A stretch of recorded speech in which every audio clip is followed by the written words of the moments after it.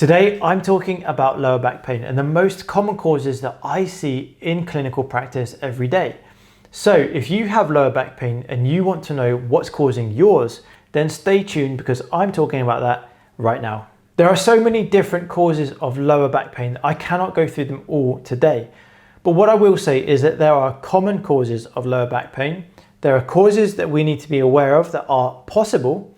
And then there are the rarer causes of lower back pain that I'm not going to touch on today. The most common things that I see in clinical practice are muscles, tendons, ligaments, nerves, discs, and the bony structures of the vertebra, such as the joints themselves. Most of the time, this is what someone would present with, one of these possibilities. But we also need to be aware of other things that can happen that affect certain age groups. For example, if you're in your 20s and 30s, there's a high possibility that low back pain could be coming from a disc.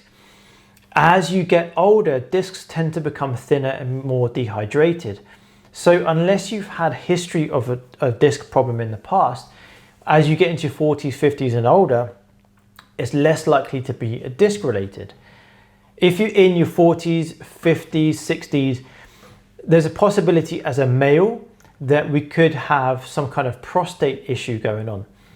As a female of any age, you could be thinking about gynecological issues. Then as you get into your elderly years, 70s, 80s, there's an increased chance of abdominal aortic aneurysms, and that could potentially cause a very serious medical problem. And then of course there are the rarer problems with your lower back, which I'm not going to touch on now. But what I will say is that if you do have lower back pain and you haven't had it diagnosed, then go and see a doctor just to make sure there's nothing untoward going on. So what I'm going to do right now is break down lower back pain in terms of what you can see with the anatomy.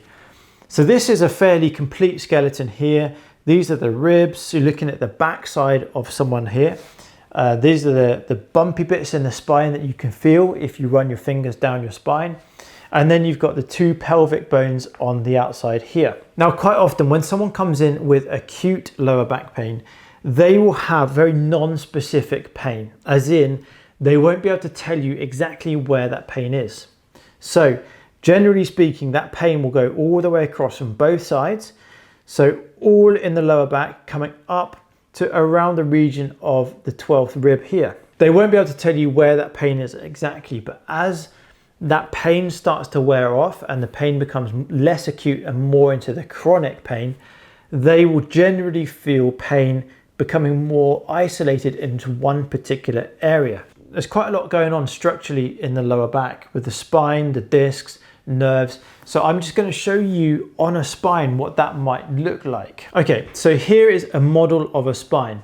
Again, this is looking at it from the back. On this model though, you can see much more easily all of the different segments of the vertebra. So all of these white bits are the bony segments of the spine. These are the bumpy bits that you can feel as you run your fingers down your spine. These are called spinous processes. The yellow things coming out here are the nerves. If you look closely where the bones overlap, these are joints. And quite often these can become compressed. And if they become compressed, they can become irritated. These are called facet joints. And as you can see, they're quite close to the nerves. So any inflammation or compression in these small joints can cause inflammation that will irritate the nerves, and all of the muscles that these nerves are supplying will likely become spasmed. If I flip it around, you can see this red bulgy bit here. This is loosely representing a disc bulge or a disc prolapse. So these lines that you can see here, these are the intervertebral discs.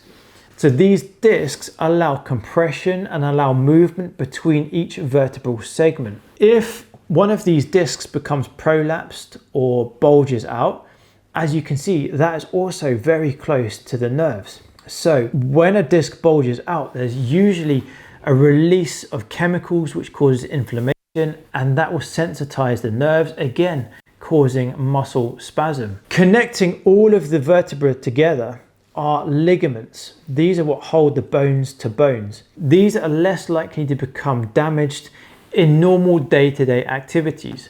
But if you have something like a road traffic accident where someone hits you, from behind in your car, these ligaments can quite easily become overstretched and become sprained, and they can also cause pain. Now, if we move more superficially, I will show you what it looks like with the muscles attached to the lower back. So now I've got a model of the lower back. So this is purely the lower back, so the 5 segments of your lumbar spine. This is the same view I just showed you from the back, but this time we've added on a load of muscles. So these muscles on this side are the deeper muscles.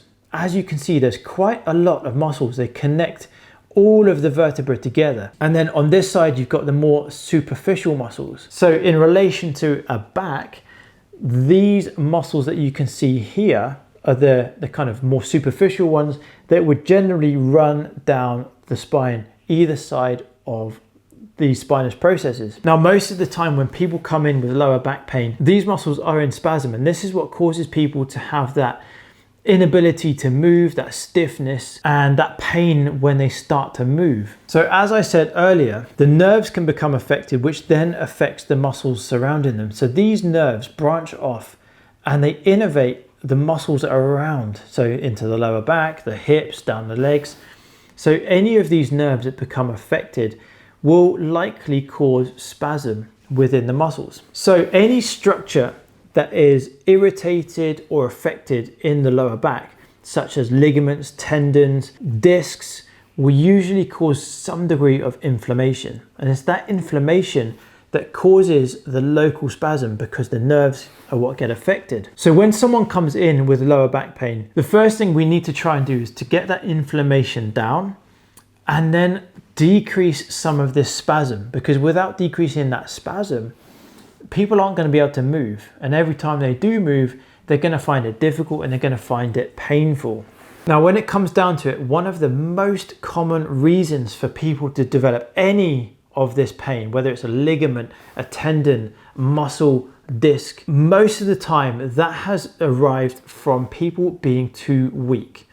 Now, maybe this is relevant to you as well, where you may have been sitting in a chair for too long. So for example, you might be an office worker, or you might be, due to the lockdown, you might be sitting on your sofa for too long. So these muscles have become weaker. When these muscles become weaker, any activities that you do will either make you feel like you've got pain because the muscles are now unable to cope with the physical demands, or the lack of strength in these muscles has led to a lack of stability within the spine. And that is what then has put pressure on the discs, because the muscles aren't able to hold your spine in place. So the discs have taken more strain through them, and those discs have become weaker, or the same with the ligaments around the spine. So generally speaking, most people have become weak in their lower back. Now, not only that, but that lack of movement has also led to an increase in tightness in these muscles. Now, one of the common places that people get pain is around where the pelvic bone meets the sacrum. So where these erector spinae muscles come down and attach, this is one of the most common places that people get pain. And this is because these muscles have either had too much repetition through them. So for example, you've moved house, you've done gardening, and the muscles are just not strong enough to cope with that new increase in demand. And then the muscles have got irritated, that irritation has caused spasm, and then that spasm spreads all across the lower back. So just to summarize, the most likely explanation for someone having acute or chronic lower back pain is that the muscles in the lower back are far too weak. If it's acute, then the weakness in the lower back is what's predisposed someone to develop it from a repetitive movement or lifting something that's too heavy. Or if it's chronic lower back pain, then these muscles have remained weak because you feel pain, you haven't been strengthening your lower back. And that's put you in this constant cycle of pain and weakness, pain and weakness. So you're constantly getting weaker, but to break that cycle, you need to start strengthening those muscles in your lower back. Now, when it comes to how lower back pain presents, there's either acute lower back pain or chronic lower back pain. Acute is when someone has done something and the pain is very intense and very recent. So it could be something that you've done today, yesterday, or within the last week or week and a half. Generally speaking, you will be in a lot of pain. There'll be a lot of stiffness and there'll be a lot of pain on all movements. So generally, sitting still will be relatively painless. You might feel some sense of spasm or tightness or aching, but it's when you start to move, that's when the pain will kick in, and it will usually stop you from easily moving from one position to another, such as standing up from a chair. Usually you might get about halfway and then get stuck, and then you need some kind of assistance to get you all the way up. Or it could be something like turning over in bed. Acute pain will usually last for about a week to a week and a half. After that, it starts to become a little bit more subacute and moves towards chronic pain. Now, chronic pain is when you've had the pain for many weeks, months, or even years. Generally speaking, the pain will be less intense. Whereas acute, you might be looking at a 7, 8, 9 out of 10. Chronic pain tends to be around 3, 4, 5 out of 10, and you won't be able to pinpoint where the pain is. But with chronic pain, that pain becomes more focused and you can pinpoint exactly where you feel the pain. So in order to improve your lower back pain, you need to distinguish what phase you are in. Are you acute? So is your pain a 6, 7, 8, or 9 out of 10? Are you having problems moving? Are you having problems standing up? If that's the case, you're in phase 1. Now, if you've seen any of my previous videos, you probably would have heard me talk about different phases of recovery.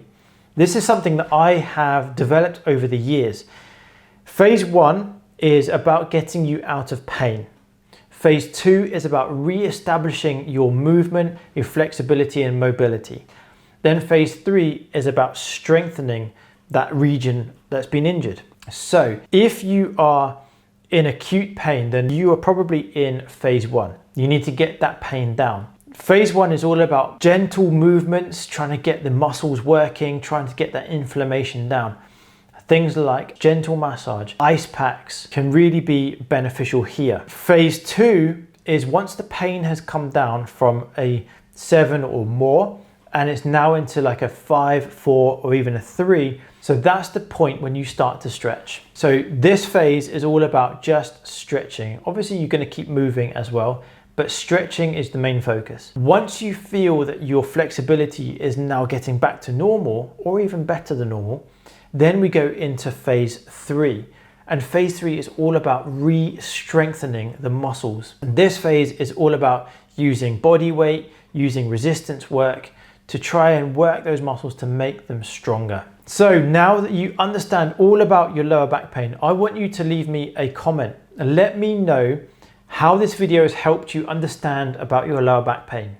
Once you've done that, what I want you to do is go and watch one of these 2 videos right here that will help you to either improve your flexibility around your lower back and your hips, or help you strengthen your lower back so you can prevent lower back pain coming back.